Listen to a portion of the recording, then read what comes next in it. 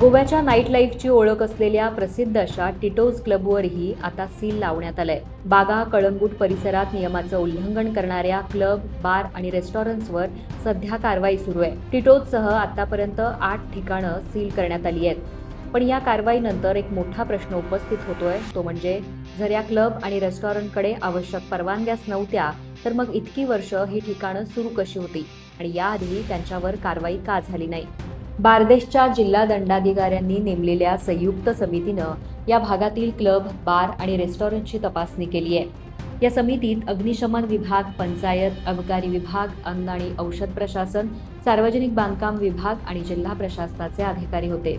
तपासणीत काही ठिकाणी बांधकामाची परवानगी, वापराचा दाखला आणि इतर आवश्यक परवानग्या नसल्याचं समोर आलंय. यापूर्वी जून महिन्यात 17 ठिकाणांना अनधिकृतपणे बांधकाम केल्याबाबत नोटिसा देण्यात आल्या होत्या. आता मात्र प्रशासनानं थेट सील ठोकण्याची कारवाई सुरू केली आहे. पण या सगळ्यात आणखी एक महत्त्वाचा मुद्दा समोर आलाय, तो म्हणजे कळंगूट पंचायतीकडून रेस्टॉरंट चालवण्यासाठी दिली जाणारी परवानगी रात्री 11 वाजेपर्यंतची असते. मात्र दुसरीकडे अबकारी विभागाकडून काही ठिकाणांना पहाटे 4 वाजेपर्यंत सुरू ठेवण्याची परवानगी मिळते. मग प्रश्न असा आहे, एक विभाग रात्री 11 वाजेपर्यंतची परवानगी देतो आणि दुसरा विभाग पहाटे 4 वाजेपर्यंतची. मग नेमका नियम कोणता आणि या क्लबवर नियंत्रण ठेवण्याची जबाबदारी नेमकी कोणाची? हा प्रश्न आज अचानक निर्माण झालेला नाही.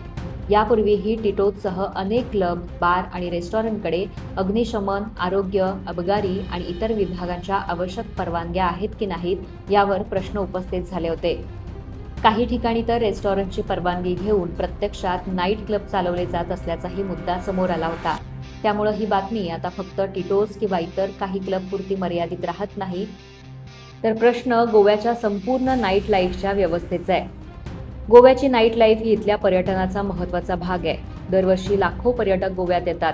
समुद्र किनाऱ्यासोबत इथले क्लब, बार आणि रात्रीचं मनोरंजनही पर्यटकांसाठी मोठं आकर्षण असतं.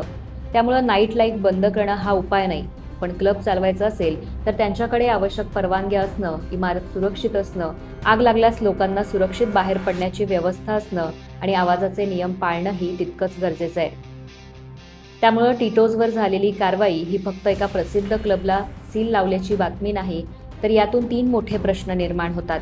परवानग्या नसतील तर ही ठिकाणं इतकी वर्ष सुरू कशी होती? वेगवेगळे सरकारी विभाग वेगवेगळ्या परवानग्या का देत आहेत?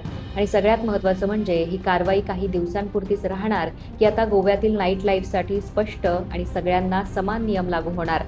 कारण गोव्याची नाईट लाईफ सुरू राहणं महत्त्वाचं आहे, पण त्यासोबत नियम आणि पर्यटकांची सुरक्षितता तितकीच महत्त्वाची आहे.